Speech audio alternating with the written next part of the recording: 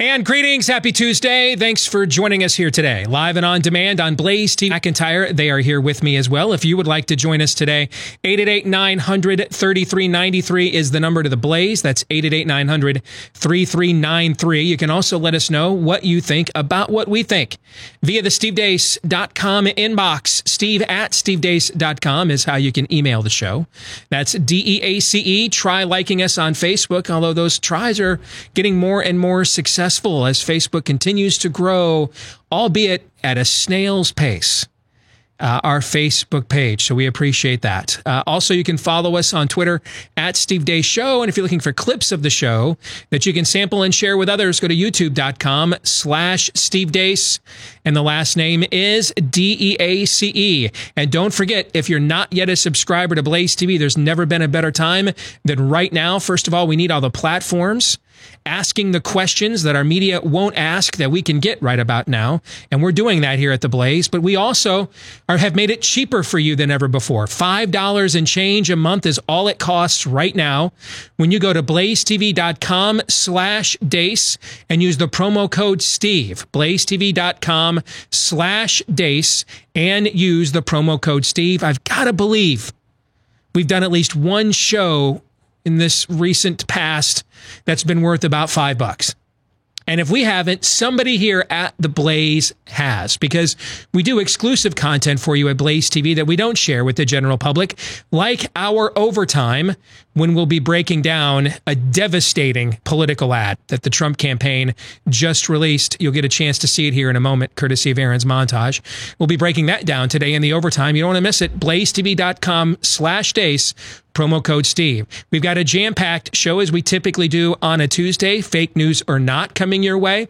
My good friend Mark Meckler from the Convention of States is going to be joining us a little bit later on, except now he is campaigning to open the states, and some states announced yesterday that they're doing just that. So we'll talk about that as well. And then for Pop Culture Tuesday, I watched a documentary on Amazon produced by Vice. So, not necessarily our native tongue around here, right? No. But it's called The Devil You Know. And I wanted to see how a leftist, progressive, humanistic worldview explains objective evil when they're confronted with it. And it was fascinating to watch how they addressed this topic that they chose to confront in this documentary. We'll get to that later on with Pop Culture Tuesday. But until we get there, we must begin first and foremost with Aaron's rundown of what happened while we were in lockdown. What happened while we were locked down, brought to you by something that should have happened long ago. President Trump announced last night that his administration is suspending immigration into the United States on a temporary basis in response to the ongoing Wuhan coronavirus pandemic. Just to give you a heads up, headlines tomorrow are going to be something, judge strikes down Trump executive order.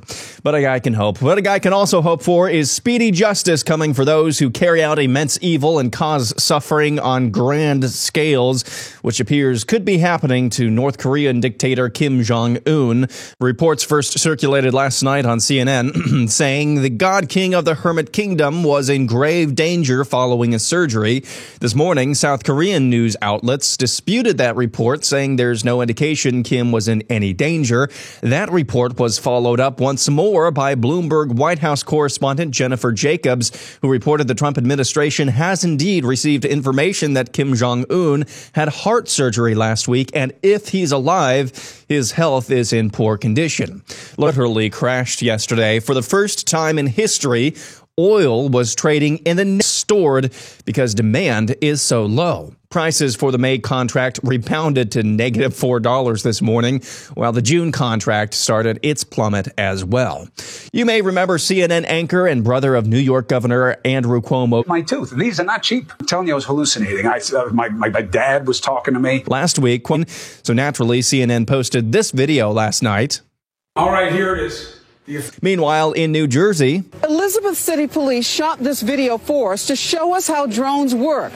The drones make it easier for police to see into certain areas where access by patrol cars is more difficult. That includes tight spaces between buildings, behind schools, and in backyards. Virological study from the University of Southern California estimates approximately 4.1% of Los Angeles' population has antibodies to the Wuhan coronavirus. The estimate means the true number of those who have been infected is at least 28 to 55 times higher than those who have tested positive for the virus in Los Angeles. Recent developments in research about COVID-19. So we had a sense of antibodies. And the sample was 3,300 people who came to be tested. We estimated that based on what we saw, between 2.5 and 4.2% of that they have been infected with the virus a while ago. And it will take some time to get back to normalcy, even if the virus kind of, quote unquote, disappears. And finally, perhaps the most devastating political ad of maybe the 21st century. We turn now to that $350 billion fund to help small businesses and its workers get through the shutdown. It will be up to Congress to restock it. But that's a country. This is chocolate, and then we have some other chocolate here. We just got to restock the ice cream. You don't want to eat up everything all at one time. I can't do it much longer. I'm trying so hard. We're, shall we say, enjoying. Having to admit that, yeah, we're starving, and I like it better than anything else. Taping this segment, there are 22 million people out of work. This specific program is about stopping job losses today. This is hurting people bad. Other people in our family look for some other flavors, but right now it's survival mode. You don't know where that next something else is going to come from. I don't know what I would have done if ice cream were not invented. I just wonder. And that's what happened while we were away. Aaron's Montage brought to you by a brand new partner here on the show. They're called the Classic Learning Test. And it's also referred to as the CLT exam. It would have been impossible even as recently as a few months ago to being and piloting this technology for nearly a year. Their initial plan was to utilize remote proctoring as an option for students living in extremely rural areas, but they're excited to make it available to all students given the current pandemic, because a lot of parents and students in America still don't know about the CLT as a third option, and many colleges are now looking at the CLT as a third option as well. The exams are taken online in just 2 hours with same-day results. So the Classic Learning Test, you can register for the April 25th official college entrance exam or the April 29th CLT-10. Visit cltexam.com to do so. That's cltexam.com. Again, both exams can be taken from the comfort of your own home. cltexam.com. What else with the overtime today? That ad is, and maybe I'm just jonesing to do some, hardcore frivolous politics, given everything else we've been doing for the last month and a half. But that ad, guys. The interview was mine, which is on the James Corden show. On the James, and obviously, yeah. And even with our enemies, you need to offer like the Chris Cuomo thing. I honestly, yes, he's a hack, but I think people right now are obsessing way too much about that. Point out the hypocrisy, but it's like it's not new, but and did to do this to get this. Bravo. It's a devastating ad. I mean, it's one of the most, that ad was devastating. So I don't know, Aaron, you called it if you're saying it's probably, yes. But I'm not trying to brag. I basically did that ad on Friday and believe Democrats say I was just ahead of the curve there. So I'm more complimenting myself on being ahead of the curve and basically giving the idea to do that. I'm going to take all the credit for that. And that's all I have to say about that. If imitation's the highest form of flattery, what is imitation of your imitation? What is that? What's imitation of your imitation? I think that's what Aaron just attempted here on the show. Let's get to some of the other news. I know you want to cut Cuomo some slack. I have none. Again, it's a total lack of self-awareness. It's everything else. When we know otherwise, it's just, I'm not cutting him. I don't have any. I have no slack. I have no care. That's my problem. Now that responsibility from that channel quite a long time ago. And it was today. that they sent two of their producers to come and meet with me. Wasn't it about 2 months ago, Aaron? I remember it was on a Tuesday, right? So Solomon Grundy, born on a Monday, met with CNN on a Tuesday. So Tuesday, 3 weeks ago or 3 months ago today is when CNN heard what I actually thought.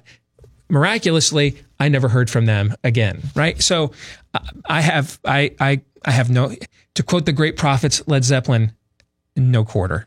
I don't have. Agreed. I just take comfort in when it comes to the media is at the very, very bottom. That gives me great solace, Steve. I will agree with you. I will agree with you on that. The oil story. Not only is this the first time this has happened in the history of the oil market, I don't know. You know, I mean, you'll have a seasonal demand decline in the price per oil, right? I mean, we travel less in the wintertime, right? Okay. This level of a decline driven by demand, I don't know that we've ever seen anything like that either, because the vast majority of time that you see stark spikes, it's because it's war in Iraq. This is based solely on demand. So I am not a market analyst, just a generic one. I'll do my best take on this, though. What I think is going on is they have no place to store all this oil because we're not using it. And so they're essentially going to drive down the price so they can justify no longer pumping it. Incidents that the timing of let's reopen America and now the oil price plummets. I don't know that I buy that that's coincidental. I think this is being timed specifically for warmer weather, a more open country, more travel, and then we don't pump. In politics, there's the right reason people do things, and then there's the real reason. Okay, so the right reason is we have no place to store all this oil. Except President Trump yesterday, there's one thing that man understands. All right, it is how to buy low and sell high. Mr. President said yesterday, we got some places to store some oil. We'll come up. We got some land to store it. We'll buy a few billion barrels of that at the cheapest possible rate and stash it in our strategic petroleum reserve, which I thought that's the right reason. I think the real reason for June, somewhere around there, I think I saw it's too. In that ballpark. So here's what I think the real reason is they're trying to time a massive profit spike for when these countries are going to be reopening. And the weather is warmer. People want to just get out anyway, travel anyway, as we have no place to store it. Crash the price so that there's not an incentive to pump it. Because, it would cost more to take it out of the ground now than what you can bring it to market for, right? So you stop pumping it now, and then you create a shortage of supply for when the demand begins to slowly but surely creep back up here in the summer months to come soon. And then you make your profit back in the increase because the demand spikes up. That's what I think is occurring. But this is not my expertise per se, but that's just, I'm just doing some math from afar. Could be totally off, but that's what I think is going on. I have no argument at all with that. And it's just talking about it leads to a discussion more broadly, as does everything, about the folly of when people, said, how do you want olds continue to boggle the mind? When you have throw, do you want grandma to die in my face? This brings us back to the Imperial College study, which much of what you have seen around the Western world, including in this country, its genesis is that model. That is the model that inspired the White House's 15 days to flatten the curve, the language flatten the curve, and everything the nomenclature you got to know in March, all is right out of that study. It's all right out of that study. And one of the biggest benefactors, one of the Miss Havishams and the energy bubble that he thinks has been a 250-year bubble caused by fossil fuels. And so what are we not using right now? Those. Now, also keep in mind, though, this is about more than how you just get from here to there, right? So many of the product put in your vehicle around the world. So this kind of a drop indicates future or extreme optimism about where things are going in the new future. So let me crash the price now so that the supply chain is just, I am guessing it's the latter. And the reason why I'm guessing it's the latter is because we're getting more out of Los Angeles County yesterday, whose numbers mirror a lot of what you saw from Stanford. Well, Steve, it's in the same state. Folks, Santa Clara County and 141 miles, right? And I mean, in most cases, or somewhere around that, the entire state. It's a day's drive to get from Los in a jump. California is a rather large state. The climates of those two states are even a little bit different. Northern California gets colder than it does in Southern California, for example. So also the California Department of Health had monitored this survey that USC did. And I know USC is renowned as a football school, but there's a reason why all these bigwigs were trying to bribe their kids' way into getting in. This is considered an elite treat last year, just one spot behind Cal Berkeley, one spot ahead of the University of Michigan and then NYU. This is an elite university. And its results were getting printed all over the Los Angeles Times and all over the Southern California media today.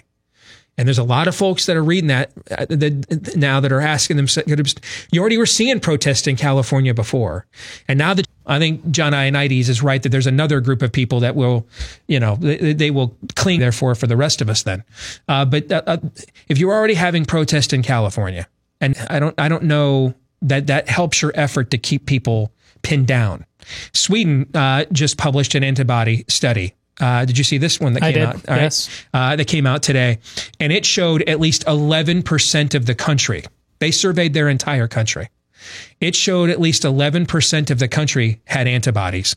Maybe Sweden, about 15% of the entire population of Sweden lives in Stockholm alone. So when I did the comparison between Sweden and Michigan, Michigan has far more people per square mile, even though their total populations are similar. Michigan has far more people per square mile than Sweden does.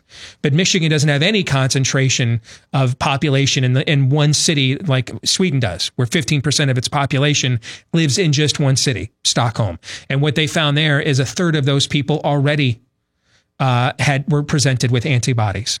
So the more and more of this data that comes out, I think this also ties into the president closing the border is one thing. Formally ending immigration is another.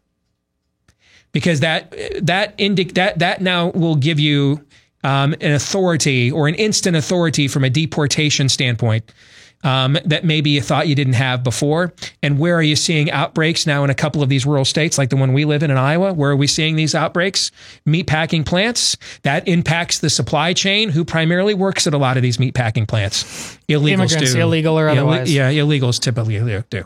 So I think a lot of these things, these stories kind of tie together. I don't think these are just all idle coincidences, but I think they are more of a tapestry that are kind of getting weaved together. Noticed how the goalposts in the light of the serology tests are being moved yet again. Mm-hmm. I mean, even in the face of the bend the curve thing, and the fact that it was built in, that it was at peak social distancing, they still chose a safe side. And that's what they're going to do. The more cases we have, the more we're going to go with. We had to err on the safe side, so it brings us right where we were in the very beginning about panic. Yeah, and team lockdown right now. Their big push over the last week and a half or so has been, well, we got to have more testing. We got to have more testing. We've seen that right here in our home sponsoring at these meatpacking plants that you talked about. Mm-hmm. They're sponsoring actually intra-company testing. Mm-hmm. And guess what's happened? The more you test for something, what happens? The more of it you always get. The more of it you already get. Yeah. And I'm already seeing leftists here in Iowa. And you've seen this all across the country as well. Whoever's listening and watching this right now, you've seen this all across the country as well. Now that we have more tests, we have more positives. And now that we have more positives, leftists are thinking, oh my goodness, we have more It's a self-fulfilling prophecy. Everything on Team Lockdown. They want it to be a self-fulfilling prophecy. Yep. It's the silly circle of draining, circling the drain, I should say, the silly circle of the drain. And that's what the end game is for them. Most of them are still drawing a check while 22 million Americans are out of work. And one of the ways most of them are drawing a check are by promoting and pursuing lockdown for EVs, or at least until November 4th. If you know what I'm saying. Okay. So around the country, we were strategizing yesterday. I told them, I think it's irrelevant at this point to argue with them. we've already established the premise of our argument. The whole conversation is really hard compared to what most states in America have been hit. And I mean, their governor has put forth a fairly reasonable plan for beginning the reopening process yesterday. All right. Arguing with team lockdown at this point is arguing down and a lost leader and a waste of your time. I would just let them argue with themselves and continue pointing out to the people that are making the decisions and are now accepting our premise why they should go forth with. Check how many of you are concerned about the calorie intake because of the quarantine. That should be a lot of us. All right. So we're just not as active as we need to be. We weren't as active as we needed to be before we were put in quarantine. I'm just sitting around here, Netflix and chill. What else is there to do other than eat? If you're worried about that, contact our friends over at Riduzone because they produce the only FDA accepted product that includes what's called OEA. That's the naturally occurring molecule that helps you feel full faster so that you can burn stored fat and reduce your calorie intake. All right. If you're wondering why you're skinny, buddy, can you eat all that food? And at least you think he's eating all that food. But your skinny buddy can eat and doesn't get any weight, and it doesn't seem to work for you. Well, he is, right? So you've got to balance that out, and that's where Riduzone comes in, because it's often not what you're eating, but how much. All right, how much you're eating. Get those cravings and portion sizes under control with Riduzone. Now, you can only get it on their website at riduzone.com, R-I-D-U-Z-O-N-E, R-I-D-U-Z-O-N-E for riduzone.com. Go there right now, use the promo code Steve, and you'll get up to 65% off your first order plus free shipping. Up to 65% off your first order plus free shipping when you go to riduzone.com, promo code Steve. All right, let's get to it. Fake news or not. And again, we don't worry about fact-checking propagandists. We're more interested in finding out, are the people who claim to be the ones, are they actually fake news or not? I've selected a series of clips that we will review here this week, and then Todd and Aaron will give their verdicts and why, beginning with this one. Between countries will be quite small in the end. So that you don't think that the severity of these intervening measures are going to make that much difference? No, I don't think so. I think, actually, should I tell you what I really think? Please. I almost never do this. I think what we're seeing is a tsunami of a usually quite mild disease, which is sweeping over Europe, and some countries do this and some very little difference. So when you say it's a usually quite mild disease, what do you mean by that? That most people who get it will never even notice they were infected. All right, that's the godfather of Sweden's plan, which is far more laissez-faire than what most of the rest of the Western world is doing. He's also the original founding director of the European Union's Center for Infectious Diseases, giving an interview in English and talking about how their data shows of life indefinitely will be that much of a difference in terms we've had all this data come in. Do you think that's fake news or not? Aaron, I'll let you go first.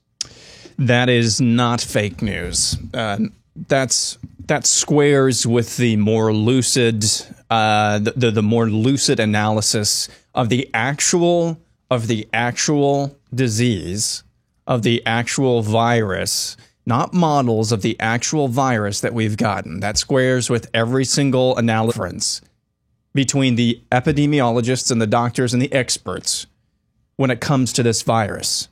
Some use the foundation of what have past coronaviruses done. It seems like, and this has been borne out across the Western world. You mentioned the Imperial College London study and model that's been completely debunked. Analysis and their public policy of what is the worst case scenario. There's a huge, this virus, once a virus starts somewhere, especially in our world now, once a virus has to run its course. That's the long and short of what we just heard Johan Giesecke just say. That's basically what we've been saying on this show, is that it's kind of a moot point. I mean, it's good that we closed off travel, but once a virus enters a population, and there are different factors that can exacerbate it or that can slow it down. Look at New York versus Florida. But once it's into a population, no amount of controls that we put in place is going to actually stop it in its tracks. So I thought that's lucid, definitely not fake news. And when you talk about, well, then what if we can't stop it, then why do we have to close the borders? Why do we have to shut down immigration? Because viruses mutate You get reinfections, you get new strains, right? And the last thing when you're already on the brink with your way of life, Todd, is then you restart something and then you let a new strain in that's not fake news. There's a giant tell in there from that man when he says, you want me to tell you what I really think? I rarely do that, he says. And I rarely do that. The reason he doesn't say, because it doesn't matter. The way people's fears are driven in healthcare, the way it's all funded. We know, like COVID billing, it's at least 15% more. So you really think that's not going to have to do with how cases are billed, right? About how we view healthcare systemically across the board. Fascinating. We all know, and we've known since January, that food market in Wuhan was not the source of this virus. Chinese scientists established that more than a third of all the original labs in Wuhan, they did have those bats. They did research these coronaviruses. Our diplomats in China were worried about laboratory safety there. China has a history of bad laboratory safety. All that circumstantial evidence points towards the labs. And then, of course, you have the Chinese cover-ups, the lies, the disinformation, the intimidation of any potential... Fake news or not? That is not fake news, at least from the perspective of the wet markets. We didn't say that was crazy talk or anything like that. But at the very same time, we were talking about the labs. Ask the questions, demand the data. A lot of people instantly were saying no, to do such things is racist along both fronts. I did. I never doubted. I never believed the wet market thing was remotely possible all along. We talked about about how open food and ticks has to do with just begging questions. The more questions you ask before you have certainty gets you to certainty quicker. If you weigh and measure, just doing it from the beginning and instantly acting like he was a madman, that just shows how stupid that was and how biased, and the agenda of those who would do it is just cancerous. The last time we had a Tom Cotton clip on Fake News or Not was February 18th.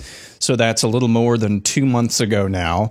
And it's Cotton talking about the numbers coming out of China at that point. And I think in unison, all three of us were, Cotton was saying there's no way they have this few numbers coming out of there. And I think in unison, we all said that's not fake news either. There's got to be a lot more cases and probably a lot more deaths. And I believe was, well, why would they be lying about this then? I think this pattern of behavior that we've seen from China, I'm going to say it now, it's not fake news. What we just heard from China, can't even protect themselves. They can't even protect an intern working on this virus. I would rather people think that this was a biological weapon than it was that we just screwed up. I don't want anybody thinking that, and that's why you come up with it. Well, the U.S. actually seeded this virus here. All that is, it's growing, and the fact that we see so many, we did an internal investigation, China says, we didn't do anything. That's all that you basically need, that this came from the lab. Next, the media narrative. When President Trump made his plan for how to reopen the economy and how different people should be responding to data, it seemed almost difficult to criticize it, but we do have a particular bias, I think, against reopening the economy. For some reason, they really seem to think so opposed to ending the economic catastrophe, even as we're all concerned about the global pandemic. Molly Hemingway at The Federalist. What do you think, Todd? Fake news or not? It's only fake news from the perspective that Molly just decided underneath. I mean, there's napalm in there that's worthy of that Nancy Pelosi commercial, so she just held back. Aaron? Yeah, she buried the lead there. I mean, this is not this is not media. We are looking forward to phase one and announcing plans for an economic resurgence dealing with the financial consequences of the virus. It's critical to continue the medical war while reopening the economy in a safe and responsible fashion. These launched in just the last few weeks. We'll keep you updated on developments there, Bill. Todd, what do you think? Suing China. Well, it's not fake news from the perspective of, we're going to wipe out our debt and call it a day. But this, more formally speaking, I'm dubious.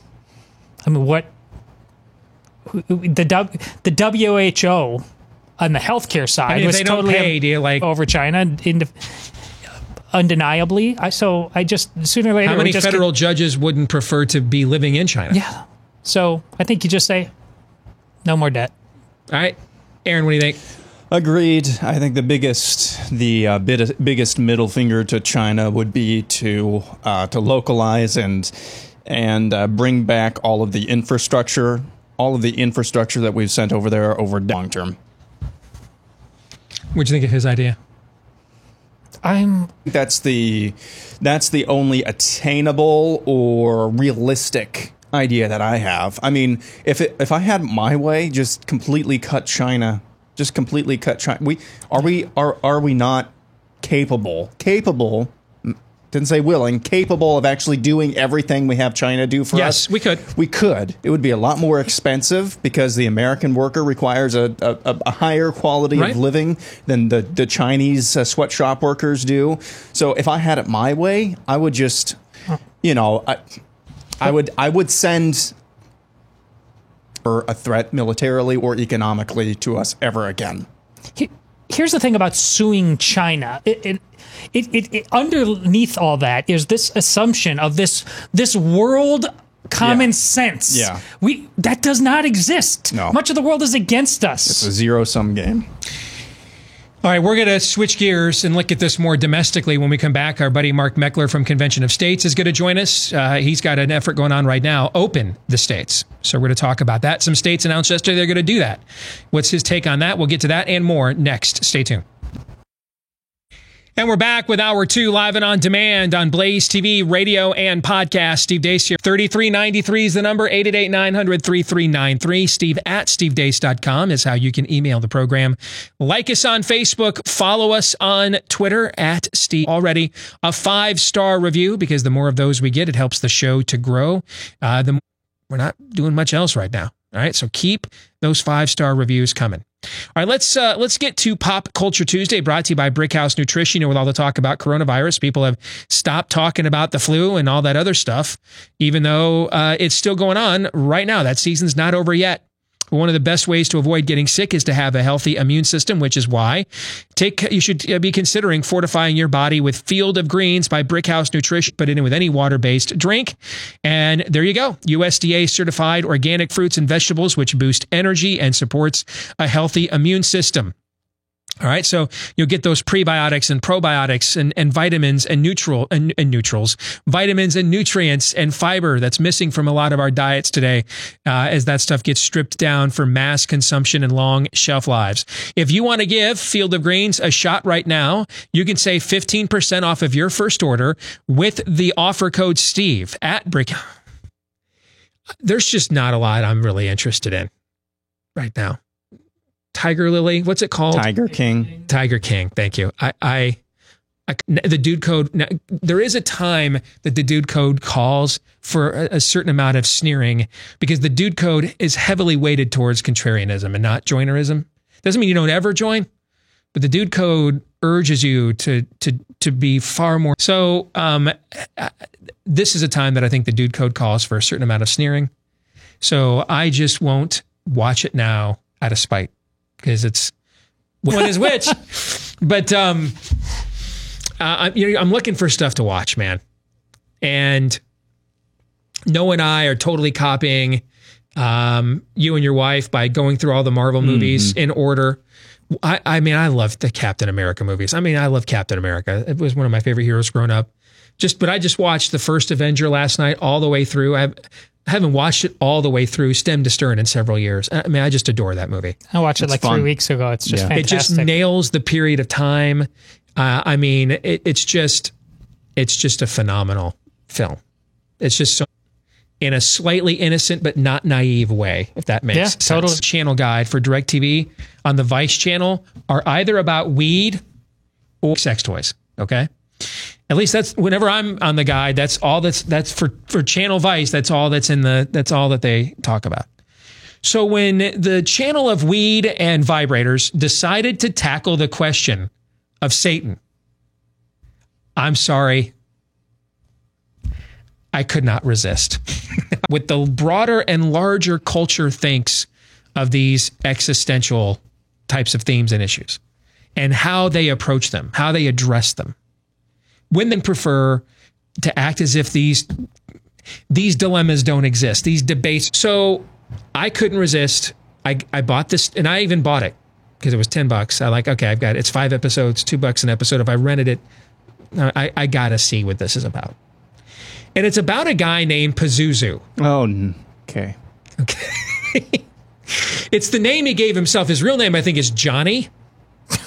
It's like, oh, okay. I don't know what he's talking about. Aaron already knows and is tapped out too. So should we just leave the room? So just to recap, the channel known for feminine sex toys and weed shows, it wants to now suddenly take a large leap. I mean, at least dip your toe in the water a little bit. You know, is there an afterlife?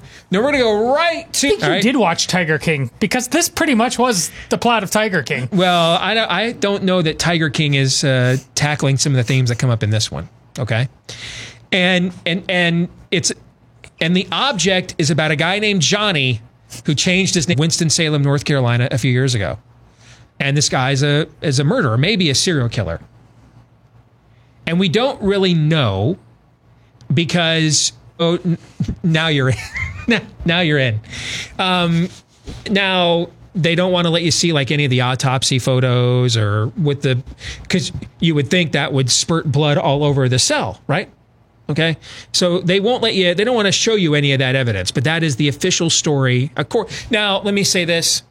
If you are a member of the Winston-Salem Police Department and you are listening to this right now or know of one, I am not taking Vice's word for this as gospel. I don't know the story. I had not known the story, even though we were on the air every night live for 3 hours in Winston-Salem. That was one of our best affiliates when we were just a radio show. We got calls from there all the time. No one ever called us about Pazuzu or emailed us about it, but apparently this was a big story down there, according to Vice. And Johnny Pazuzu. When was this, by the way? Just a few years ago. Okay. This story went from 2011 to 2015. So we absolutely would have been live on the air every night during that time period in Winston-Salem, North Carolina.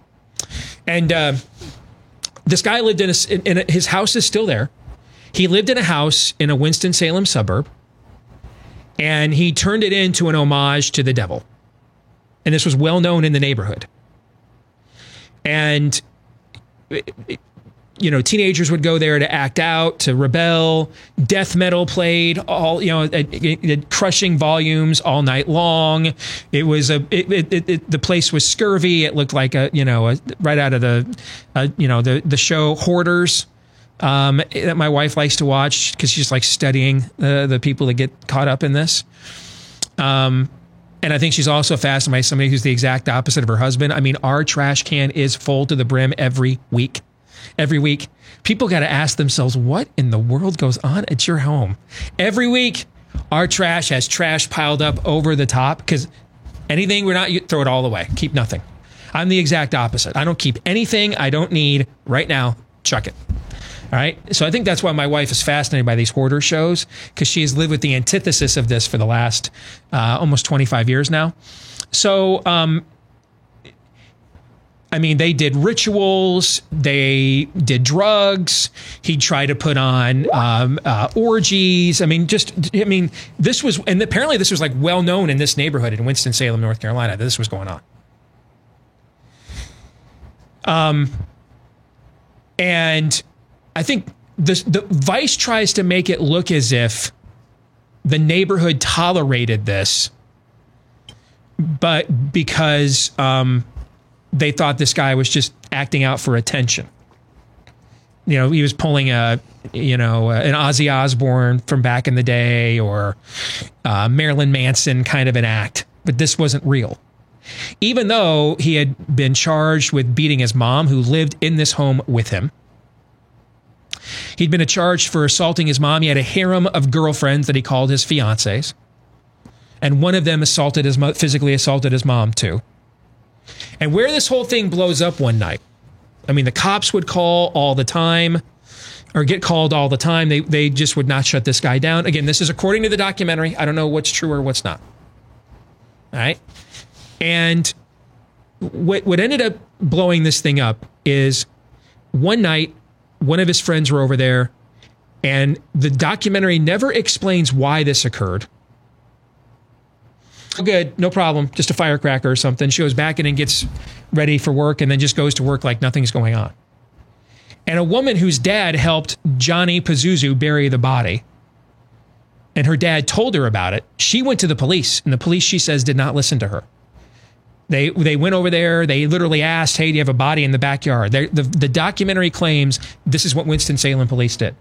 They went over and asked the murderer, do you have a body buried in your backyard? He said, no. Oh, okay. And that was literally about it. And then they came back with cadaver-sniffing dogs, although the NC State University that had supplied the police department in Winston-Salem with these dogs told them up front that, they're not wholly reliable. But because the cadaver dogs didn't smell anybody in the backyard, again, they just let this go on. And so he then continued doing these outrageous acts for several more years. Murdered at least another young man, this time a black young man that he essentially coerced and cornered and then murdered. Then he talked about, he used to murder and experiment and practice on homeless people and things of that nature in Winston-Salem.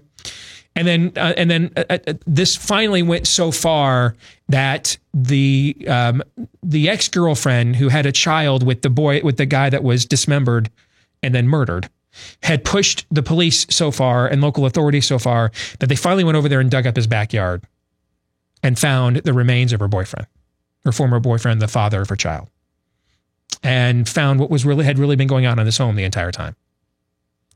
Now, those are the basic facts according to this documentary. But now, what's from a worldview standpoint, Winston-Salem was called the Camel City News, I believe is what it was called. And you see most of the story through the eyes of the reporter at that publication who wrote and broke much of this story. And there's other factors of this, like the two of his fiancées. It's kind of, he basically tried to start his own like Charles Manson kind of cult. Two of his fiancées that were in on it with him miraculously each gained like 100 pounds in prison. I mean, they each did, like both of these women did, like gained 100 pounds in prison. And nobody can explain how this happened. I mean, did you know prison food was this good? I did not. Yeah, I didn't know you went to prison to gain weight, but I don't know. I never watched Orange is the New Black either, so I don't know what chick prison culture is like. But his fiancées were like, I mean, they went from skinny to morbidly obese while in prison, awaiting their trial. And so people are then wondering, is that really the same people? Does that kind of seem sketch, right? Whatever. So to me, what's the most fascinating about it, other than the case itself with it's the hysteria that it produced in the community, is how Vice chooses to navigate this acknowledgement of evil. And the documentary starts off by pointing out how evangelical the community is. It says that right, like in its opening frame. And as it goes on, the gentleman at the Camel City News, that is sort of your point person, your guide on this throughout this story, he keeps, why didn't you step in beforehand? Now, I actually think that criticism is somewhat fair. I mean, if we as a church are not equipped to confront what was going on in this suburban Winston-Salem home, and we're not equipped to do it in a place like North Carolina, heart of the Bible Belt, home of the Billy Graham Evangelistic Association, if we're going to look at that in our own neighborhoods, when it's that out right in our faces, and we're going to be like, you know what, I got other problems, I don't want to get involved, or this is just a kid acting out, then I don't blame the guy at the Camel City News whatsoever for not trusting us. I don't. Do you? I don't. For starters, yeah, okay, I think that's all right. But when we get to what the remedy should be, what do you think the remedy should be? More government. Even though they point out they don't trust the police, they didn't trust the DA's office, didn't think so. the DA's office and police, what part of society do they work for? Everything else was going on. You could not live in that neighborhood and not be aware something bad was going down, even if you didn't think it was like ritualistic sacrifice, but something bad was happening. Remember the stories of the Columbine kids, and we wondered what the parents were doing the entire time? They finally catch up with his mom at the end. She's nuts.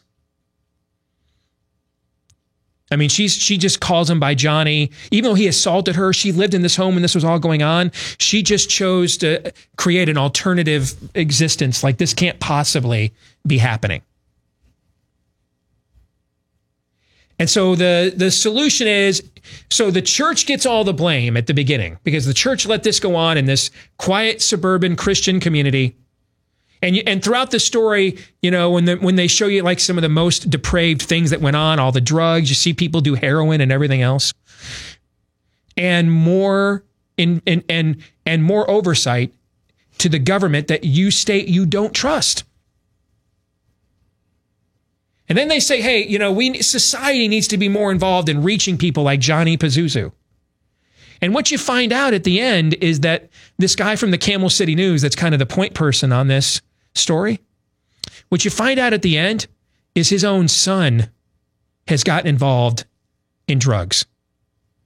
And he has gotten so frustrated with it that he assaults him. And I'm actually sympathetic to him as a dad. I absolutely could see how any dad, I don't care what your belief system is, you tried reason to reach your son, and then sooner or later, man, every dude at some point in their lives needs their ass whooped. I'm sorry, it's just true. And I'm not actually sorry, not sorry. It is true that every dude at some point in his life needs an ass whooping. Literally or figuratively, but at some point needs to be broken that there are things at work here bigger and more powerful than you. Needs to be humbled on that level. Now, this dad took it literally and got charged and everything else. And you see him, he's like, society must step in and relieve one another's burdens at this level. How do you simultaneously claim that the government could not be trusted, but the remedy here is that we actually get more of it? How do you simultaneously claim these things? The answer is you cannot. They don't hold up to any form of logical argumentation for a nanosecond.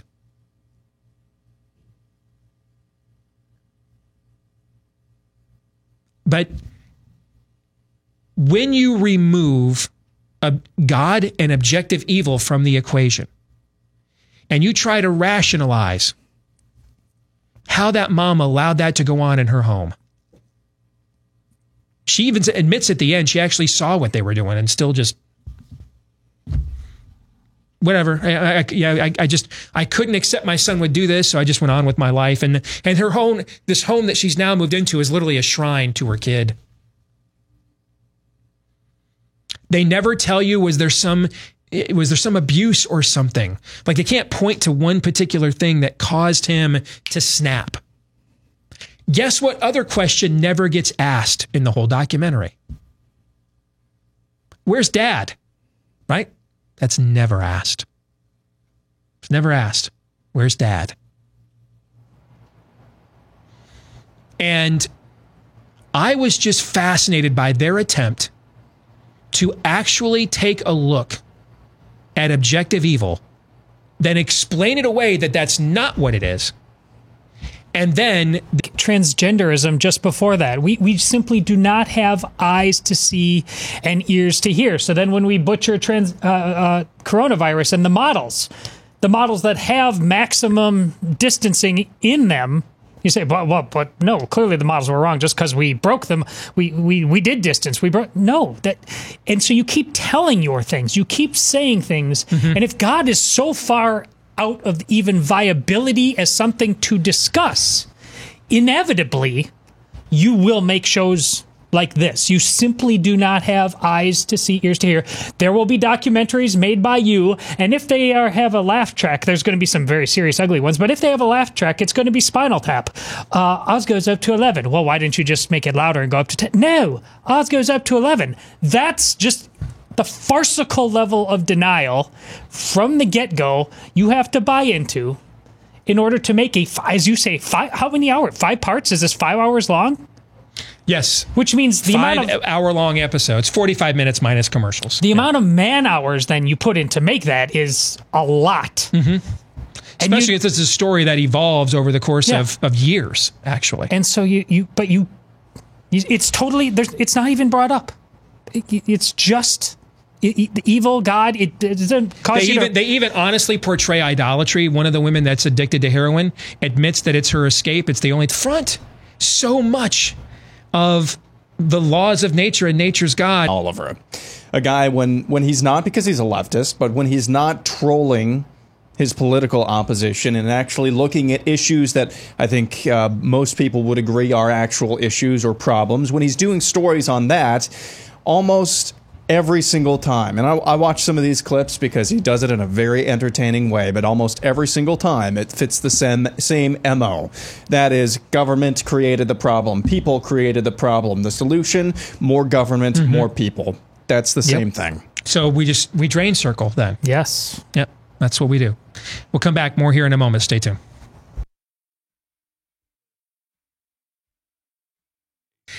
Let's get to our good friend Mark Meckler of the Convention of States. He's got an effort going on right now to open the states. Good to see you, Mark. How are you? Excellent. You can see I'm in my coronavirus beard here, trying to go along with the look. Indeed, we are here amidst billowing clouds of coronavirus-infested air ourselves, Mark, and very excited about further infestation. So, Mark, my first question, brother, is why do you hate your grandparents, and what did they ever do to you? You know, my parents are in their 80s, and they're smart enough to be on to Michigan, because those prices are really cheap right now, brother. I was actually really blessed. I had a friend that wanted to get some hours in, so we did fly, but we got to fly private out there to Michigan. Gotcha. And then rented the U-Haul and drove back. Governor Whitmer wasn't there. Nurse Ratched, you can get quarantined right when you landed? We kept the U-Haul dark the whole way out. We went under cover of darkness with candles inside. We were worried about being caught. We were fully camouflaged. And we just beeline for the border. Just so you know, in Michigan, you can no longer disguise yourself as a seeding or pottery or potting plant company. That actually you're the number one fugitive in the state of Michigan now. If you try to use that for your disguise, you'll have to come up with something else next time. I think you can describe her best. We call her Witless Whitmer around here because, I mean, the woman is dumb as a stump. It's absolutely incredible. And there's nothing worse than a dumb tyrant. So let's get to that then. Yesterday, we had Tennessee, Georgia, and Georgia, none of these states, not even New York City, has been hit as hard as the Bill and Melinda Gates Foundation forecasted they were all going to be. But as it relates to most of the rest of the country, Georgia has been hit harder than most of the rest of the country. And still, its Governor Kemp came out yesterday with, I thought, a very a prudently aggressive is maybe the way I would describe it. A prudently aggressive plan of getting his state back to normal. West Virginia, which was one of the last states to record a coronavirus case, just in the last hour, their governor has said, all right, enough is enough. So we're beginning to organically see these kinds of efforts. So news feeds there, so they'll see all the news about their states and what's going on nationally. There'll be forums there that people can participate in. This is just a place for folks to reside online safely, away from the censorship of Facebook, where they can communicate with other people in this movement to get the states and their municipalities to open up in a wise and prudent way. So I just went through, my wife just sent me something that our home state of Iowa is initiating, and that's to amp up its testing. And they want you to take a questionnaire to have you be screened if you should take a test for SARS-2 coronavirus or COVID-19. And my concern with this approach, and our governor has been a good governor, okay? She's been a lot better governor than I thought she was going to be. And she's like been, and I don't want to put it that way because my expectation levels for politicians in general is really low. So that almost seems like faint praise. She's been an objectively good governor. All right. Let me just put it that way. She's been an objectively good governor. But I am concerned about the way that she is messaging this testing, that they're looking for symptomatic people or people who might be, pre-symptomatic. Because if you're weighting your test on the symptomatic, which is what we did in this country for the first month, and I get it, we had to see what the mortality rate was and get this thing under control. I understand that. But for the first month, Mark, half of all testing in America was done in New York State. Well, if I'm past symptomatic or I'll never get symptoms, we're not going to find out the word antibody. I just took the online screening during the break so I could walk myself through this. The word antibody is never featured anywhere in any of the online screening at all. So if we're going to base in Iowa whether to reopen the state based on that sample, it's going to give us the most negative numbers possible. Yeah, look, and I think this has been the problem from the start. I think the testing is being done incorrectly. Of course, it's important to know if you're symptomatic, get a test so you know you're not out infecting people. But the antibodies are what are most important because that tells us what percentage of the population has been infected with the disease and is now immune to the disease. And really, if you want to prevent a continuing pandemic, you need a firewall. And the firewall is us, by the way. Mm-hmm. It's a human firewall. And what I mean by that is the more people who've been infected, the more people who can't infect others. Mm-hmm. And so if we want people to be able to go out back into society, what we want to see is, do we have a lot of people who've been infected and now cannot infect others, cannot carry the disease? That's what we should be focusing on right now. That's what's going to give us a realistic picture of what our country looks like. For example, they just closed one of the big lakes here in my hometown of Des Moines. I mean, my daughter and her boyfriend have gone down there walking around for miles several times. I mean, to me, I think that's actually the dumbest thing they could do. We need to do the exact opposite. We need to get more people out. Going back to work anytime soon, then we're going to have a real health epidemic that unfolds out of that. Mark, in New York City, 4.9% of the deaths there from coronavirus are to people 44 and younger. 4.9%. 73 point something percent of the deaths were to people 65 and older. And among them, 80% of them had premorbidity or a pre-existing condition of some kind. Why have we kept all of those people then, with all of that health, kept them at home and within indoor climate-controlled environments where studies from now 4 different countries show that's actually where SARS viruses are the most contagious, is in those kinds of environments? Look, because fear is a better narrative than anything else. It spreads more quickly. Fear is like a virus. And so when you promote fear, when you promote panic, prudent people get scared. A lot of people get panicked. And so they want to stay home. They become malleable. That's when the people become sheep if you make them scared. And that's largely what's happened here. And by the way, I'm not imputing bad motive.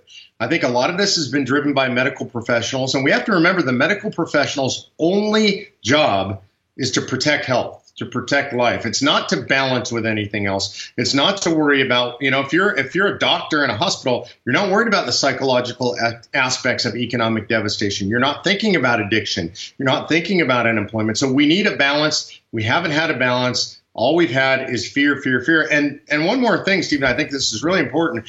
A scientist in Israel now has come out with a study showing what happened in countries where they locked down too long, etc. And yet we've yet to see Florida become, outside of Dade and Broward counties, we have yet to see Florida become the smoldering ash that we were promised. How do you explain that given its demographics? To me, I think the logical explanation is it's pretty much sunny and warm everywhere in Florida year round. And the SARS viruses don't like warmth and sun. We need to get our people outside, out of their homes. Yeah, look, and that's backed up by what's happened in our southern hemisphere. So the southern hemisphere now moving into their winter as we move into our spring and summer. And what we saw is not much of the coronavirus in the southern hemisphere in the beginning. It's starting to ramp up down there in the southern hemisphere because it's getting cooler and people are moving indoors. So in climates where it's warmer, it's actually warmth and humidity, the virus does not do well. So if you go to Florida, what do you get? You've got a warm, humid climate. You would expect less SARS cases across that state, less coronavirus across the state. And so I think this is important.